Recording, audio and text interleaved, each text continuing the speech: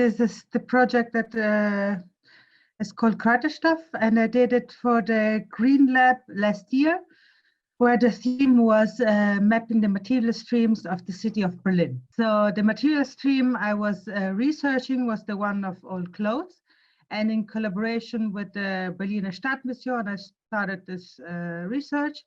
Berliner Stadtmission is a social organization in Berlin. Every year in Germany, over 1 million tons of old clothes are put into donation containers, so into used garment collection.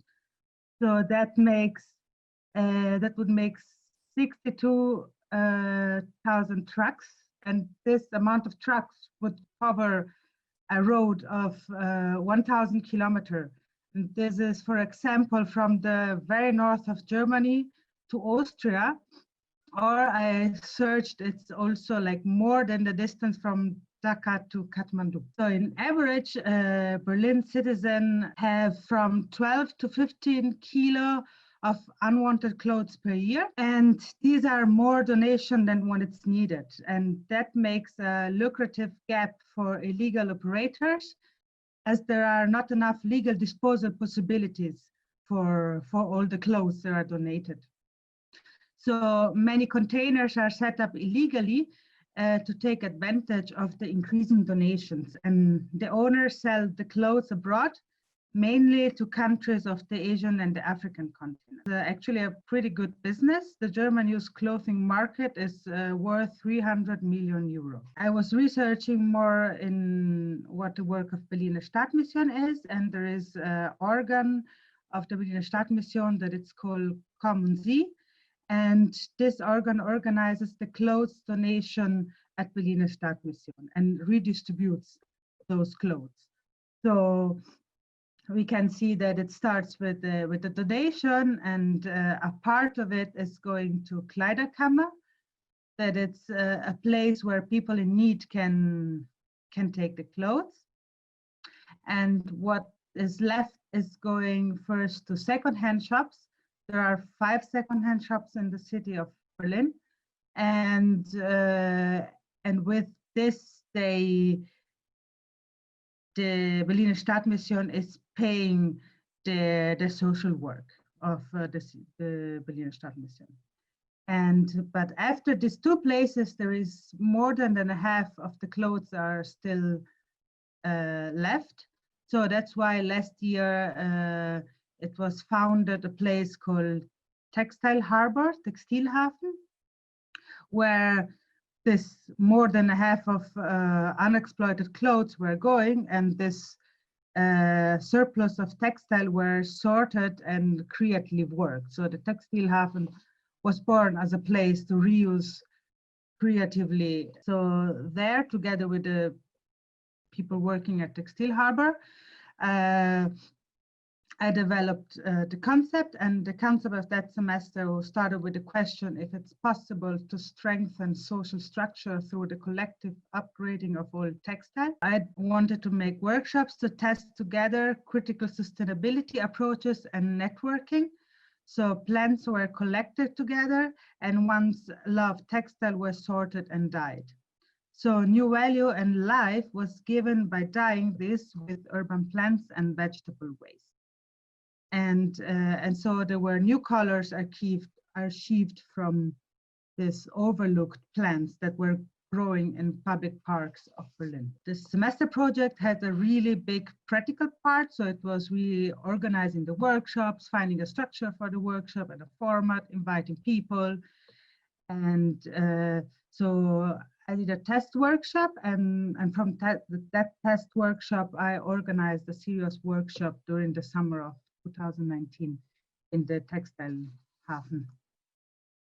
And for this workshop, there was also a material cycle that was starting from the textile that are the Textilhafen, together with the collected plants and vegetable waste, and the people that were wanting to work with these things. We gave new value by dyeing with natural dyes this textile, and this circle can go on in the way that once these clothes are unwanted, they can go back in the cycle and get it donated again. So the main elements of the Kraterstuff workshop were the clothes, the urban plants and the vegetable waste, and the community network that was established during the workshops. For the textile, there's a big white surplus of textile made from natural fibers. For natural dyes, you can only use natural fibers. And there is a lot of not used white textiles in the textile harbor, because you cannot sell the white textile really well, because mostly they are dirty, they have stains, and you cannot also give them to people in need, because mostly it's people without a house or they don't have easy washing facilities, and then white textile are not so good for it. And so about the plants, there are two ways of dyeing with plants. One is cold dye, and the other one is hot dye. And I made a small research from what is pro and contra from those both. So the cold dye is mostly from plants like indigo or ebony. And the biggest contra is that it's not growing in Northern Europe. And so it's actually, yeah, you have to import it.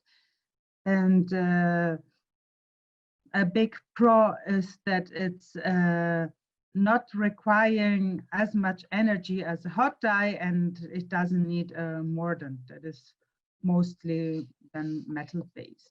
And about hot dye,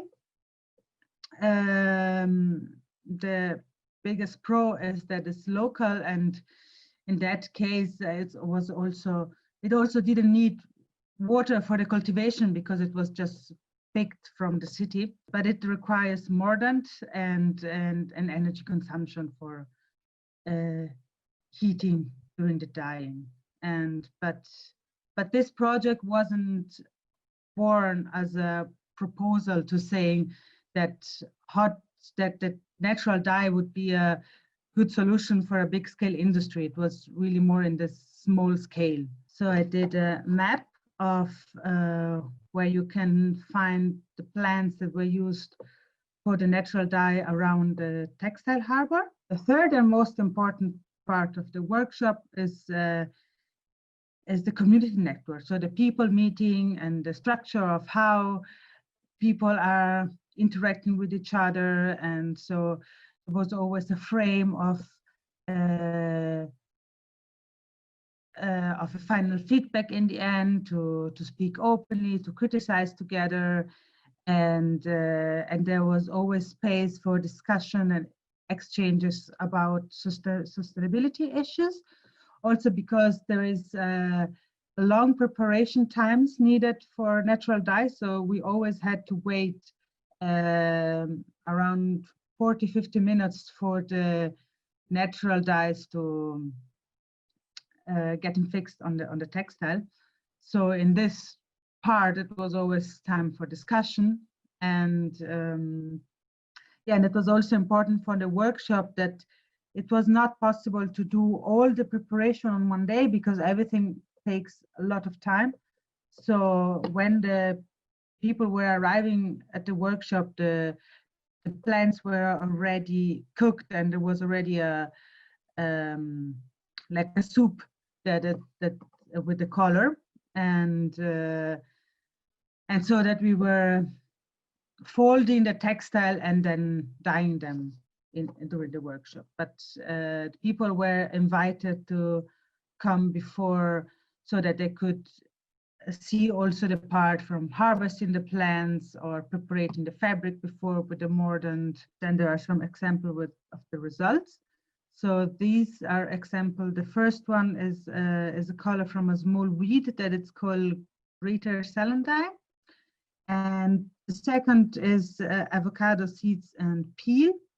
And the third one is are the leaves of a tree called Staghorn sumac, and some other example is, the first one is avocado again, and the second one is also the leaves of a cherry plum tree, so it's some red leaves. Yeah, and here there is a more detailed process about the hot and the cold dye. Part of the project was the documentation, and so I developed a visual language and made a book with it, mixing some pictures and some drawing, and it was inspired by risography from risoprint.